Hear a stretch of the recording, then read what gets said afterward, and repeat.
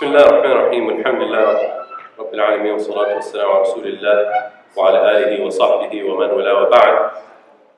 Is the audio fine? Yeah, it's good. Okay, inshallah. Sisters, if you can't hear well, just let us know, inshallah. I want to make sure you can hear as well. Thank you so much, brothers and sisters, for coming to this lecture. It's a pleasure to be here at Masjid al-Tawheed. I love coming to this community. I love coming to this community right before Eid al-Adha because I remember in 2008 going to Hajj, and I was in an area of Mecca called Al-Aziziyya, and out of nowhere I see Al-Walid Muhsin, right? And I see Brother Pervez, and I said, wow. And I started seeing so many people from America. You see them right there in Mecca, and it's such a great experience to go halfway around the world and see your brothers. You're from different countries, and you're united by your faith. You're even from different cities. I live in Akron, Ohio, and seeing them, and every time I come here and I see the brothers, it reminds me of how wonderful this deen is. During Salat al-Jum'ah, when I was giving my khutbah, for those of you, how many of you were not here for Jum'ah? If you were not here for Jum'ah, raise your hands. Okay.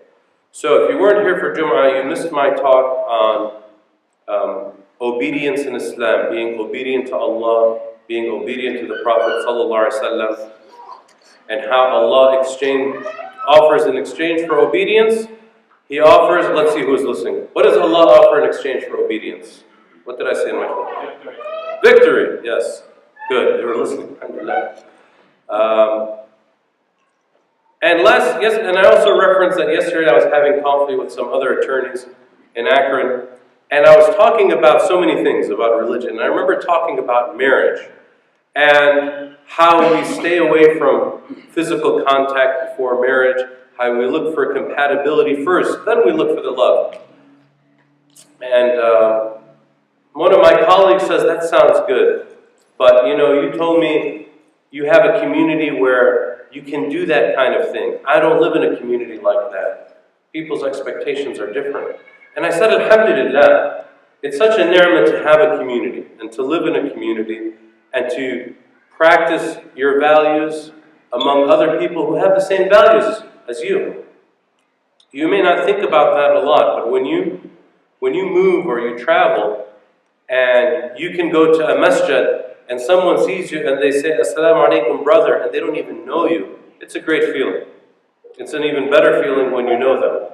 And you meet and you depart, but for the love of Allah. Because that is the ticket to being one of those who are under Allah's shade on the Day of Judgment. A day when there is no shade but His shade. In any event, tonight's talk, building off of the theme, I'm going to stand up, brothers. I know this is going to mess up the video recording, but my back hurts sitting in this chair. So let me just stand up. So building off of the theme of the khutbah about obedience, about a the talk is about how to raise obedient children, right? How do we raise children at home who are obedient? And I don't just mean obedient to us, they listen to us as their parents, but obedient to Allah. This is what I want to focus on. And as I was thinking about this topic, I had so many ideas, and I really couldn't create just, one or two strategies. So I wrote out 20 different ideas that I want to share with you. These are ideas based on the Quran and on the Sunnah and my own experience and observation. So it's not set in stone. These are things that we can talk about, we can discuss if we have time for question and answer, inshallah. But I want to share them with you, and I hope that they have some value. How to raise obedient children. First, you need to be a role model for your children. Right? You need to practice what you preach. You want them to practice Islam in their life. You want them to practice to be good Muslims.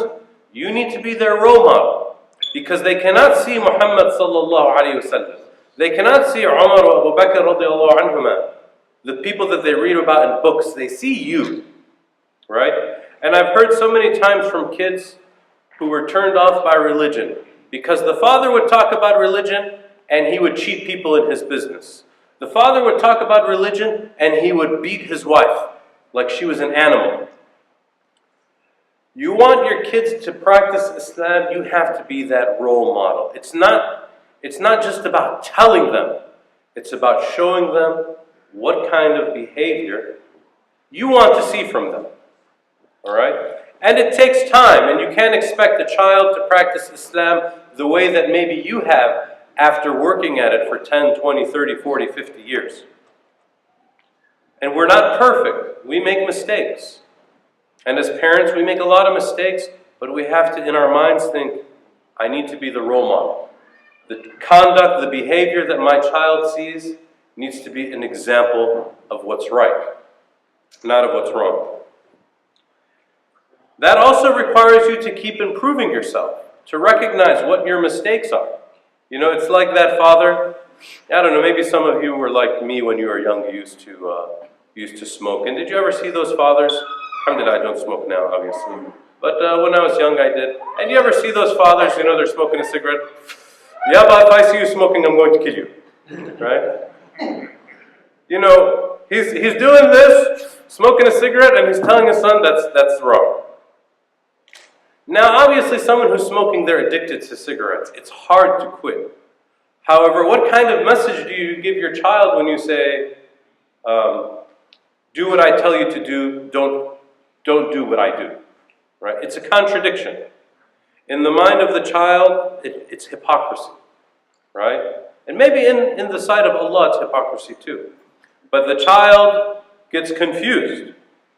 And sometimes that confusion can lead to resentment. And shaitan can get to them.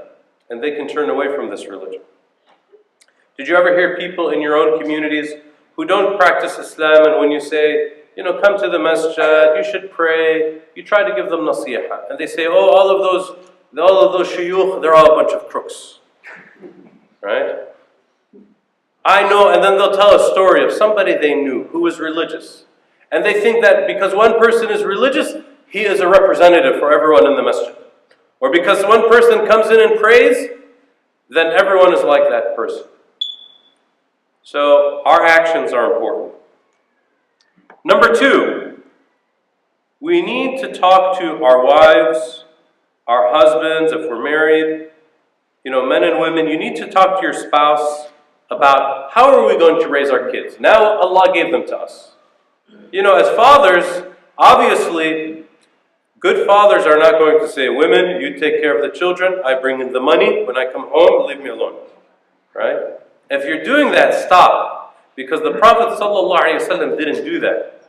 And he was a messenger of Allah, and he was a political leader, and he was a military leader. But he took care of his daughters. Right? He was active in their lives. He took care of his responsibilities at home, and he helped out. So you need to come up with a plan. Not everyone is married. Some of you may be single parents. You may be divorced. You may have lost your spouse. But if you're married, you need to come up with a plan with your spouse. And if you're not married, you need to come up with your own plan. You need to plan for your children's religious indoctrination, to develop their religious identity, and to put inside them the knowledge that they need to know to be good Muslims. So you need to plan for their present, and you need to plan for their future. What's gone is gone. If your child is 13, 14 years old and you never did this, you start today. You can't look backwards. How you plan for each child's life is different based on how old they are, what their personality is like, where you live, how much extra time you have, etc. But you need to plan. You need to talk about things. So you need to plan for their present. How are we going to get them to learn about their religion and practice their religion? You need to plan for the future, remembering a very important thing. How many of you are parents? Raise your hand. And your kids are not married. Your parents and your kids are not married. Okay. May Allah bless all of your children, inshallah, married or not. As a parent, you sometimes don't realize this until it's too late. That your children are going to leave your house. Sooner or later, your child's going to leave your house. And so your job as a parent is to prepare that child for the day they leave your house, so that they are a responsible adult, they are a responsible Muslim, they know what's required of them, and they know how to accomplish it. They know how to obey Allah subhanahu wa ta'ala, and they know how to play their role as a husband or as a wife, etc. So you have to keep that in mind when you plan for their future. And so you have to identify your goals. So you have to talk with your wife and say, okay, what are our goals? What do we want from our kids? Right? As Muslims, what do we want them to be? What do we want to accomplish? By the time they're married, what do we want to accomplish with our children? So let me ask you, what would you say is a goal? What would you think if you were having this discussion with your wife? What might a goal be? What comes to mind? Okay? Anybody? Just raise your hand. Anybody have any goals? Or everyone just leaves it up to the women? Maybe I should ask the women first. Yes, brother? Mature enough. Maturity? Yeah. We want to make sure that our kids grow up to be mature, not looking at their video games all day. Right? Okay. That's good. What else? Yes? To be religious. To be religious. Yeah. Okay, what does that mean to you? Perform salawat at the age of performing salawat. So performing salah when it's required. By the time they reach puberty? Is that pretty much it? Okay. Of course, learning Quran. Learning Quran? Okay. Yes, brother? To know Allah and use that as a way to decide, make decisions in your life. To get to know, you want them to know Allah and use that as to make decisions. Use that as a basis for making their decisions in their life. Good. Any other goals that we have? If I miss you, just put your hand up higher. Right? Because I have bad vision, as many of you know. Yes, brother. Get into Jannah. What's that? Their goal is to get into Jannah. The goal is to get into Jannah. Yes. Good. That's the ultimate goal, right? The ultimate goal is to get into Jannah. Right? And to get into Jannah, we want them to know who Allah is. We want them to perform their religion. And we want them to take their religion seriously. Right? It's not a joke. So, we also have to be realistic about the goals. You know, sometimes we have a kid who's 7, I want him to be Hafiz Quran by the time he's 10. Great goal. Is it realistic though? Right? So you have to balance the goals with the reality. But in the end, all of those goals that the brothers so far articulated are things that we can set for each of our children. And by talking with our spouses about this, it gets us to think. You know, when you talk, you think. When you talk, you think. It helps you create new ideas and to realize things you didn't realize before and to see the obvious. Right? You know, did you ever have a moment you said, oh my gosh, that the solution was right in my face and it took me a year to figure it out? So by talking at home, planning for your kids' future, it's important. You know, some people say, well, we need to move to a Muslim country, we need to put them in a madrasa, and we need to put them in a Muslim environment. If that's what you want to do, great. How realistic is that? How are you going to provide for your family? Are you going to live in one country while they live in another country? Are they going to live without a father just so that they can learn Quran? Now you as a husband and as a wife, you need to talk about these things to decide what your priorities are and what's worth the sacrifice for whatever issue it is. When you're teaching your children the religion, you need to be positive, right? So many times we were raised, everything is haram, haram, haram, haram. It's like your child is walking through a minefield.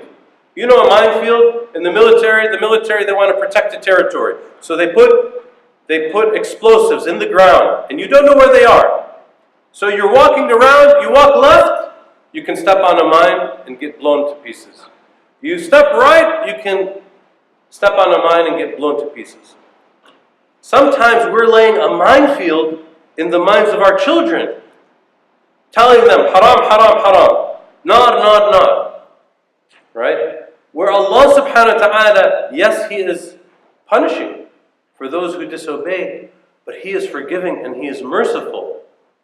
Right? And He said that His mercy outweighs His wrath. Right? So, we need to be positive. We need to encourage our children as we start to prepare them. And someone might ask, well, when do you prepare your children? As soon as possible. As soon as possible. If your children develop their memories right around the age of 5, generally. Right? They remember what happened to them at the age of 5, the age of 6, the age of 7. Their memory is Mama and Baba used to pray Jama'ah, and they grow up seeing that praying Jama'ah, praying is going to be a normal thing. Praying Jama'ah is going to be a normal thing. Practicing Islam is going to be a normal thing. So that when they're 7 and 8 and 9 years old, and you say, now it's time to pray, it's going to be normal for them. So you have to start at an early age. As you're teaching your children about Islam, as you're teaching them Salah, you need to be patient. You have to remember these are children. Their brains are this small. And they grow every year. And you have to go down to their level and remember that this information is new. They were born with a fitrah of knowing there is Allah, there is a creator. They weren't born with the knowledge of the rules and of the details. They didn't have the benefit of many of you who grew up in a Muslim country and who learned Islam from kindergarten. So you need to be patient with them. You also have to recognize they might be scared, they might be intimidated, they might not read Quran not because they hate Quran, but they're scared to make a mistake. They're scared to disappoint you. So you need to be patient, you need to be positive, you have to avoid sarcasm. You know what sarcasm is? When you give negative comments, right? It discourages them. You say, what's wrong? You know, when they don't get up to pray, what's wrong? Is your legs broken? Why aren't you praying? That's sarcasm. You don't need it. That's not going to make them say, okay, now I want to pray. It's going to make them say, man, I wish my father would just leave me alone. So you want to be positive. You want to reward good behavior. Right? Now, I'm going to tell you something that I did. I'm not saying it's right. I'm not saying it's wrong. Because there's a difference between rewarding behavior and bribing your kids. You want them to do things with the intention to please Allah, but sometimes they need encouragement, so you give them rewards. So my daughter she's 10 years old now. Last year, obviously, she was 9.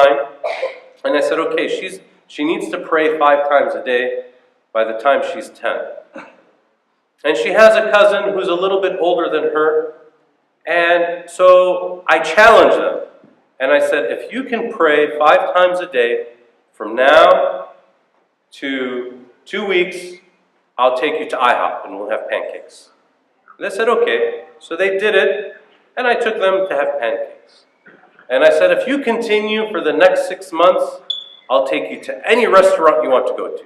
Cheesecake Factory, whatever it is. But I said, the key is you're not praying to go eat at a restaurant, you're praying for Allah. And after time, after time, after time, they still prayed, and it worked.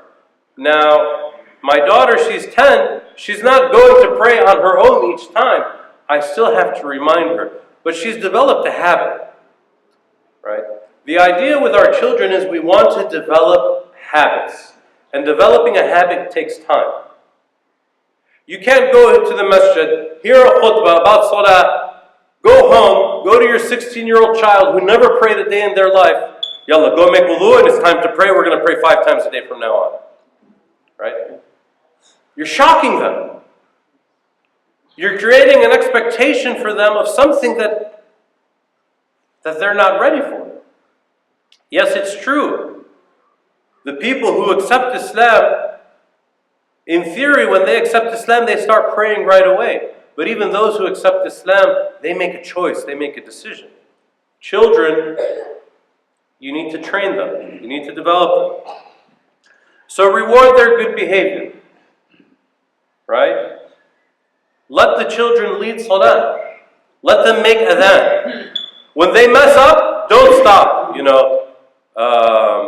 Child's making adhan for the first time. Hayya ala salah. Hayya ala falah. It's falah. Falah. What's wrong? You don't know how to say ha? It's falah. Get out of my face. Right?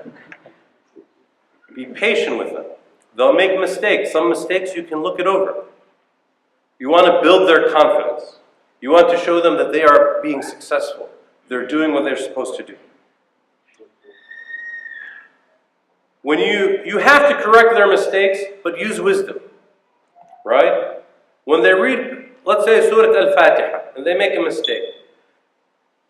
First be positive. Wow, that was great. You did a great job. Now let's go over this one ayah again. And they go over the ayah. And then you say, okay, try saying it this way. Instead of saying, you had 4 mistakes, you started out wrong, you ended wrong, you need to go study again, go to your room.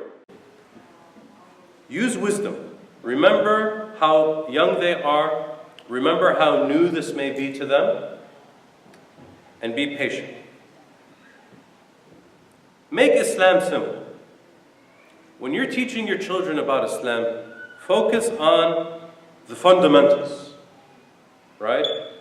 Don't have them go read Sahih Bukhari when they don't even understand the meaning of Al-Fatiha that they're reading. Focus on the fundamentals, starting with salah. Salah. Someone who's 7, 8, 9 years old, usually when they get that age, we start to teach them to fast. They want to fast, and that's great. They're fasting, but they're not praying. Ramadan is 1 month in the year. Salah, 365 days a year. 5 times a day. Everything starts with salah, right? It's the number 1 command Allah gives us in the Quran to establish our prayers. Focus on that prayer. Focus on what they're saying in the salah. Teach them slowly. When I was growing up, our imam in our masjid in Chicago, Sheikh Jamal Saeed, many of you may have heard of him. He would bring these young people together, these teenagers, and he'd have a halaqah. And these are teenagers who grew up on the street. They didn't know salah. So he had, right, the tahiyyat, the tashahhud, and the salat Ibrahimiyya, he had it all typed out. And he gave everyone a copy, and he told them when you pray, right, follow what other people are doing. And if you're by yourself, just read the sheet. It's okay. Hold the sheet in front of you and keep reading it until you memorize it. It's a learning process. Focus on those fundamentals and build out from there. Right? They can't go to Hajj yet. Right? Zakah, they're not required to give zakah when they're kids. So focus on that faith, on believing in Allah, knowing who Allah is, knowing why Allah created them.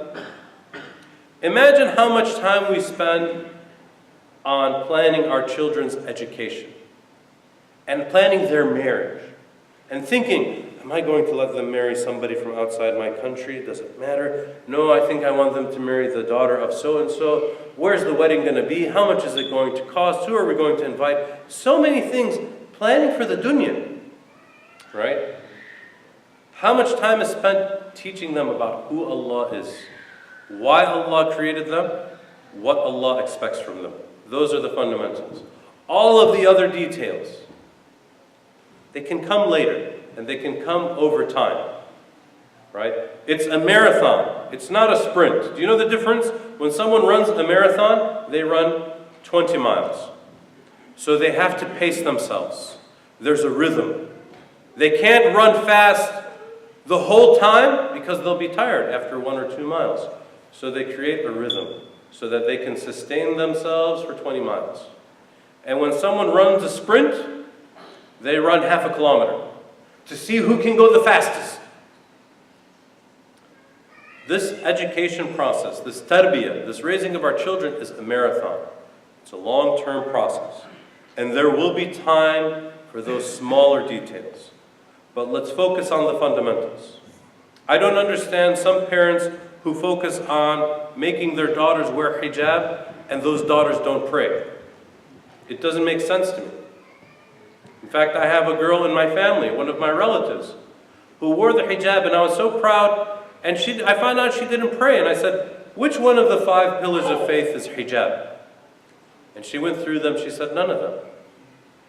I said, what's the second pillar of faith? And she said, salah. I said, is hijab important? Yes. Is salah important? Yes. Which one's more important? Salah. Why aren't you praying? What good is a girl who's covered on the outside when she's living every day in disobedience, disobeying Allah? Right? So this really requires a lot of deep thought, brothers and sisters, about what we want from our children and what will benefit them, and in what order we teach them these things. You want to take your time, especially if you're starting late. If you're one of those parents who maybe came to Islam later in life, you only became religious later. You have children, you really didn't teach them, and you say, now my son is 13, 14, he doesn't know much about Islam. What do? Well, you don't give up on them. It's hard. You also don't overwhelm them, like I said earlier, with religious obligations. You take it slow. You even go and talk to them and admit, say, you know what? Forgive me. I should have been teaching you from a young age about this religion and about what Allah expects from you and about the things that you need to do to be successful and to get into heaven. And we need to do that. We need to change some of the aspects of our family so that we can focus on that more. You can still play basketball, but we're going to need to pray. We're going to need to make that happen. So take it slow, it's okay, but do it. Don't give up. You have to teach them your values and why you have them, right? You can't just tell them a rule without giving them a reason why that rule exists. Some of the rules we don't know, but most of the rules we do. And in teaching them those rules, we have to teach them that it's okay to be different. What we practice in our house, what our values are, they may be different for other people. They're going to be different for your friends at school. That's okay. Because Allah subhanahu wa ta'ala says, لَكُمْ دِينُكُمْ وَلِيَ دِينُ. To you, your religion, to me, mine. I'm practicing because this is what I have to do. You want to live your life? You respect my rights, I respect your rights. In the end, Allah is going to judge us all. We need to teach our children that it's okay to be different from their non-Muslim friends. And to resist that pressure from kids who say, hey, why aren't you going to go out to this party with these girls? What's wrong? Are you gay? Many young boys hear this. How do they deal with it? So you need to prepare your child to say it's okay to tell them, hey, you know, that's a sin in my religion. I don't do that. I'm going to wait till I'm married. And to teach our children that if their friends won't accept them and respect them, they're not their friends. We have to teach our children that it's okay to be different than other Muslims. Because not all Muslims are going to practice Islam the way we want you to practice Islam. Not all Muslims are going to have the values that we're trying to teach you. You need to be aware of that. Even if they're your cousins. What we're teaching you in this house, we're your parents, we're responsible for you. Allah ordered us to protect ourselves and to protect our families from hellfire. We're trying to protect you. We're only responsible for you, and we only have authority over you. What everyone else does is not our business. So we have to show them that they are going to see differences in practices among Muslims and non-Muslims, and that these are our values. This is what our family believes in. Prepare them for that. But you also want to point out how people are similar so that they develop a respect for other people. We don't want our children to go around praying and they have their nose in the air and say, oh, look at this kuffar. Right? That's arrogance. Right? What does Allah subhanahu wa ta'ala say? وَعِبَادُ الرَّحْمَنِ الَّذِينَ يَمْشُونَ عَلَى الْأَرْضِ هَوْنًا وَإِذَا خَاطَبُهُمُ الْجَاهِلُونَ قَالُوا سَلَامًا. And the servants of Allah are the ones who walk the earth in humility. They're humble. They're not arrogant because they're practicing this faith. They're humble, feeling blessed that Allah has opened their heart to this deen. And when they meet the ignorant people, they don't look down on them. They're peace. This is the best path. You don't like it? That's fine. It's okay. You don't have to be my enemy because you're not Muslim. You don't have to be my enemy because you believe in something different. It's important to teach our children that respect so that they can earn the respect of others. But it's also important for them to develop courage, to teach them that sometimes they will have to stand alone in their beliefs, and that's okay. Because that was the tradition of the Prophet ﷺ, who went to his people and said, worship one God when they were worshiping many. And when so many people abandoned him except his close family, we have to teach them courage.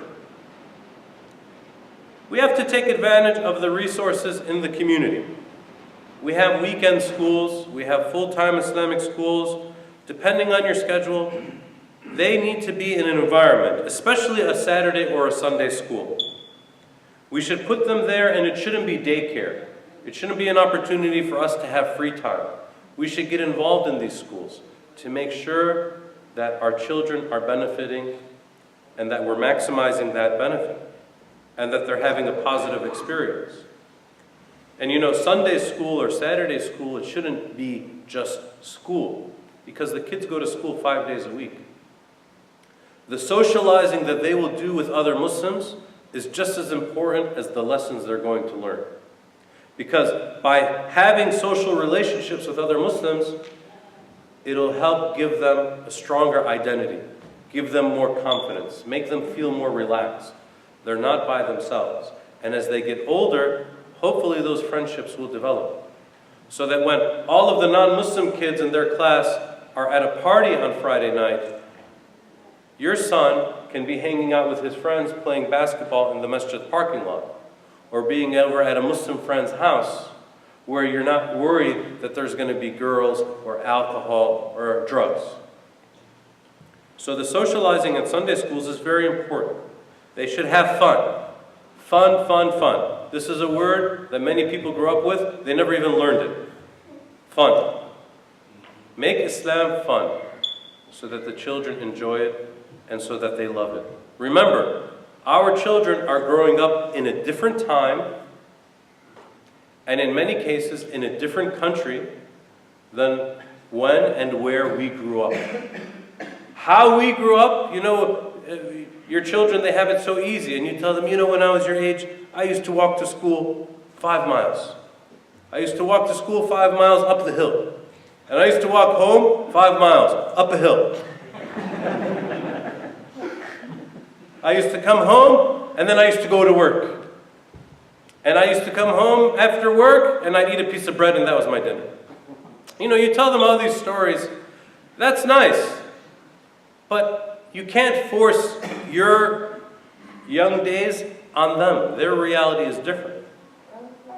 So make it fun for them. Show your children that you trust them. But verify that they're doing what they're supposed to do. So if you tell your child, your child's praying, did you just ask them, did you pray Maghrib? Okay. When did you pray Maghrib? Right? While you were playing video games or while you were sitting at the dinner table? Because since you came home, I saw you play video games, and at the dinner table, I didn't see you leave this room. When did you pray Maghrib? Oh, Maghrib! Oh, I forgot. Right? Trust them. But just verify. Supervise them. Supervise them just to make sure they're doing what they're supposed to do, but give them more and more trust, more and more responsibility. Be easy with them, right? Don't be strict with them. The house is not a military base. I know many of you grew up that way. When the father comes home, silence. Everyone, shh. Baba's home. Right? The house is not a military base. Be easy with your children, but don't be their friend. Don't abandon your role as a parent to be their friend, thinking, well, if I don't be their friend, and if I don't let them do this or do that, then they're going to disobey me and they're going to run away from home. Or they're going to do it behind my back. It's better for them to do it in front of me. Don't abandon your role as a parent. You need to keep them on the straight track. And if that requires discipline then you discipline them. You put them in a timeout. You ground them. You take away their video games, whatever it is. But don't give up that role and that authority, because when you lose it, it's hard to get it back. Don't just say no to them. Haram, haram, haram. Give them alternatives. Give them an alternative. Baba, there's this dance, and I'm not going to dance, but my friends want me to go, and I'm just going to hang out there, and we're going to play video games. No. Instead of just saying no, say no, but how about we go to this place tonight? How about we go get some ice cream? How about I take you and Ahmed and we go bowling? Give them an alternative. Yes, they might be disappointed about not going to a dance or something else that you're saying no, but they'll have something positive to look forward to. We don't want to spoil them, because then they'll take advantage of it every week. Baba, I want to go to the disco. No, we won't go to the disco, but I'll take you to Kennywood. And, the child will get used to that and take advantage of you. So don't spoil them, but give them an alternative. Let's see, I think I have four tips left. Don't throw them to the wolves. What do I mean by this? Don't think that they're going to reach a level of faith and then you just stop looking over their shoulder. Many Muslims do this when their kids get in college. Their sons and daughters leave and go live in another state and go to school. How's things going? Oh, everything's great. I joined the MSA, the Muslim Student Association. You say, alhamdulillah, they're around Muslims. Not recognizing that just because there's a Muslim Students Association, not everyone is behaving Islamically. Right? So, don't throw your children to the wolves. Unless you are very confident in their ability to make the correct decisions, you need to keep them close. And you need to look over them.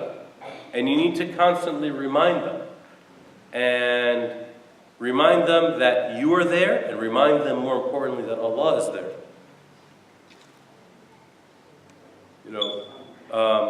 Many Muslim parents cry because they let their son join a sports team, and they never knew what was going on. Oh, he's playing sports. Not realizing that after practice or after a game, there might be a party, and people are drinking alcohol. And they let their son go to these sports things for years.